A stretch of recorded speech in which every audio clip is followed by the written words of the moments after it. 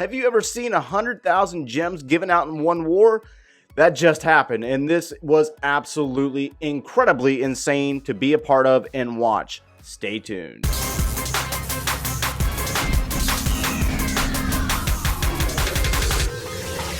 Hey, what's going on, guys? Joe here, coming at you today from the Bashin' Barbs, and this is where it went down. We had 21 different content creators and their subscribers to make up a 50 versus 50 war worth 100,000 gems. Have you ever seen anything like it? Because I certainly have not, and it was an absolutely amazing event to be a part of. So each player gets 2,000 gems for the winning side, and that side being the Bashin' Barbs. But congratulations to both teams, because the attacks, my goodness, nail biters all the way to the end. The final 3 minutes were like 3 or 4 attacks going on at the same time, and I have no nails left. They're all gone. I have nothing. So it's been a while since I've been in anything considered a competitive war, and wowie wow, insane. Absolutely insane. So we're going to take a look at some of the 3-star attacks that did happen in this war. I can't show any of these replays here, but go check out the streamers. I'm sure there's some content left up on the streams from the final moments in this war. I believe Lady B and Itzu streamed the final moments in this war.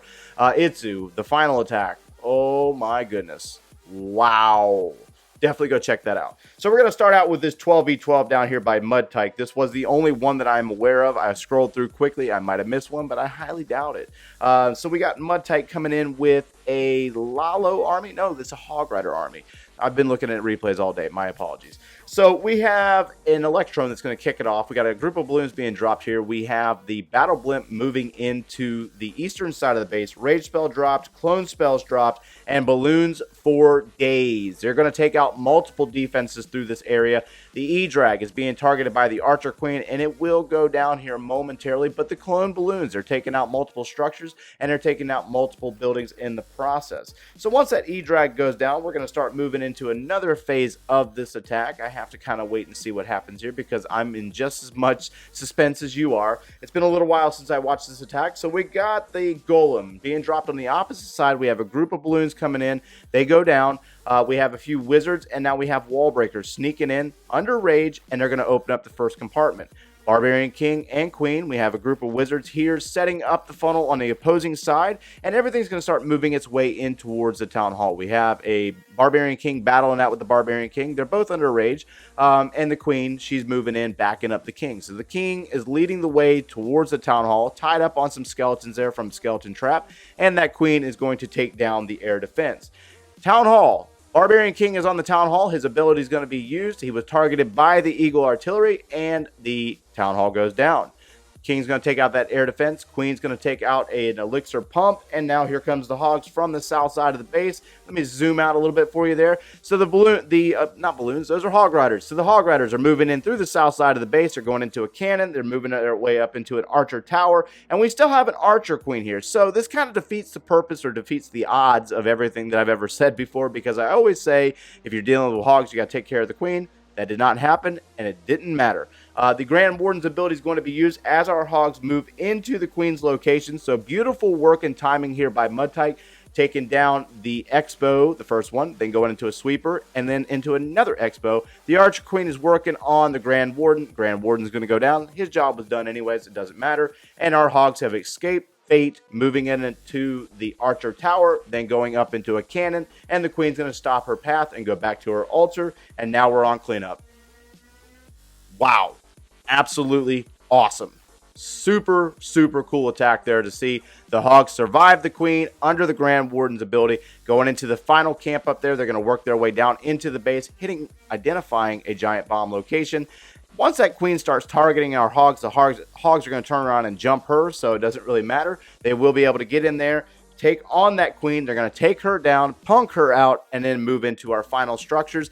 Next, we're going to move into a Town Hall 11 versus Town Hall 11 attack. I think we got about 4 of those. Let's go ahead and get into the next one, guys. Our next attack is a Town Hall 11 versus Town Hall 11 drag bat. So we have an Electro Drag starting its way through the north side, working on a couple of buildings up here, targeting a couple of things with the chain lightning. Then you also have the Barbarian King and Queen dropped over in the eastern corner working on the town hall and a couple of buildings over there. You're going to see a balloon sneak in and find a seeking air mine, which gives our E-Drag a lot more time as it goes in and starts targeting multiple buildings, and will get targeted by 2 different archer towers. So it's taking a lot of heat from 3 different archer towers now. Barbarian King's ability is going to be used, and he's going to work his way down towards the south, and that Archer Queen is working into an air defense here momentarily. E-Drag has been in fact taken down, and the Queen's ability is going to be used here momentarily after she steps into the point defense in the cannon, and next you're going to see the Stone Slammer drop with the group of dragons and the balloons. So everything's going to start working its way down towards the south, and there's going to be a rage spell dropped in the vicinity of the Inferno Tower, the multi-target Inferno Tower.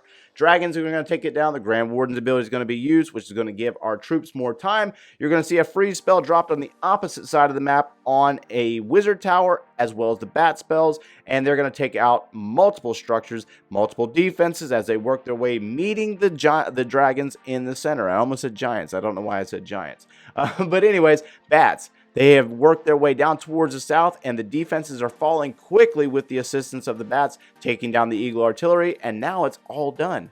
Just like that. I mean, it was just that fast. So, beautiful work on the initial funnel there by our attacker. They were able to take down multiple structures, allowing our dragons to get into the base, but that bat bomb over on the opposite side of the base, wow. Taking out multiple defenses with the bats. From here, we're going to move into another 11v11 by SargTrain. Next up, we have this beautiful attack by SargTrain. So, the attacks in this war, I mean, it really is mind-blowing for some of us, especially somebody like me who's been out of the game for such a long time and coming back into it to see the advanced attacking that is taking place, the strategic placement of troops is just absolutely incredible. And I'm kind of trying to talk my way through this timer because it does start a little slower than normal. With the Archer Queen being dropped, we got a Queen Walk going on here, and we also have a Wizard working on the camp. It does take down the camp. It is under fire from a mortar. We have a Barbarian King working his way through the south. There was a Wizard over there for a moment, and now you're going to see a Giant dropped in order to block, allowing time for the wall breakers to open up the compartments. So we're not working with a wall wrecker here. We're seeing good old-fashioned wall breakers use, and the Barbarian King's ability is going to be used. A jump spell drop to sneak in there and take down that Archer Queen, or power his way in there to take down that Archer Queen. And you're going to see this Queen Walk work its way in. Now, the healers have switched over to the Barbarian King at this point. The Clan Castle troops have been pulled, and the Queen's ability is going to be used there. Now, a Rage spell is going to be dropped because the King is down, and now the healers have transferred back to the Queen. The enemy Clan Castle troops have gone down, and now the Queen is working her way into an Expo. She's going to take down a mortar, and then she's going to work her way back into that jump spell, taking down the Eagle Artillery. So, a lot of planning going on here, and a lot of things that a lot of folks don't think about when you're watching these attacks. There's just so much that goes into these attacks. It's just absolutely incredible to watch. So now you're going to see the Lalo portion move its way from the southeastern side of the base towards the north, and you also have a Stone Slammer up there as well, pulling a beam from the Eagle Artillery. That doesn't make sense at all. Pulling a beam from the Inferno Tower. Now, there is a tornado trap there, so we did see a little bit of ring around the rosy by the balloons, but they did part out of it. They hit a haste spell, and they're working their way into a Wizard Tower and 2 Teslas on that side of the base. Working their way down into the final side, the Archer Queen is in fact down at this point. Our balloons are going into a final Archer Tower. They will take it down, and then you saw a balloon sneak in to try to take out that final Tesla, but it doesn't matter. The group of balloons will take down that final Tesla. You have 1 Archer Tower still standing and a cannon. That 1 balloon came in and was able to take out that cannon down the south, and you have plenty of cleanup on the back end of the base with minions and pups from the Lava Hounds. So again, just the absolute intense strategy that takes place is just something to be envious about. This is definitely something that I intend on working on for the next couple of months, because I've lost a lot of touch with the game when it comes to how deep these strategies really go. So now we're going to move into another 11v11 attack, guys. for our final attack, we're going to take a look at this 11v11 by Eve. And so we do have another Lalo army going on here, but there's some things that happen in this attack that really stand out as like really cool, because I haven't seen a lot of these things done quite yet. So the use of the Ice Golem as a standalone. So he is tanking for that Archer Queen. There are no healers on that Queen. Barbarian King's going to be used, but now watch how the frozen effect from, or the freeze effect from the Ice Golem is going to freeze two different defenses there, allowing the Queen to step in and take out multiple defenses. The Barbarian King is in fact blocking for the Queen, and he's drawing a lot of fire from the point defenses there. Now you're going to see an Electron come from a Stone Slammer that snuck into the base, and they're right on top of the Archer Queen. The E-Drag's going to take down the Queen as well as the Inferno Tower there, and you have balloons that are parted off, clone balloons that are taking out multiple structures and multiple defenses. So just beautiful planning here by these attackers, man. I just can't get over that enough. And for those of you that might be curious to like what I did in the war, I did do a couple of dip attacks. I had to drop down and hit a couple of 11s, one not being so great. Wow. So P.E.K.K.A. Bobat, it's probably like the second time I've ever done it, or P.E.K.K.A. Bowlers, something like that, or whatever it was. It was like the second time I've ever used it, and I completely biffed the crap out of it. But it doesn't matter. I kind of tried to redeem myself with my Hog experience, and I did get the triple on one with a Hog Rider attack. So if you guys are interested in seeing that, please let me know. I'll definitely record it, and we can go back and take a look at it.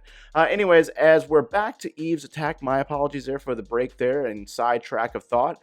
We got balloons moving their way around the bottom side of the base going after the cannon. They got the one Expo there, one Expo remaining, and then one Archer Tower and a mortar. Plenty of cleanup on the back end with the minions. So, I mean, again, guys, this is top quality stuff here, man. This is amazing attacking at its best. You know, a little bit of swag with that balloon coming in for the back end cleanup there to assist the minions. And again, you know, we're gonna probably record a couple of more items out of this war. There was just so many amazing attacks. Some of them I wish I could record, but I can't because of them not being actually 3-starred. It's just one of those rules that I try to maintain, is not show off any bases that haven't been tripled, because base building is not exactly an easy task, and it does take up some time for those people that do specialize in that type of thing. So anyways, that's going to wrap us up for today, guys. If you enjoyed the content, smash that like button, subscribe if you haven't done so already, and thanks for watching, guys. Joe, go to dance class. I love this. We're all teaming up on him tonight. Hey, you should be on the podcast. Hold on, I'll be right back. Hold that thought.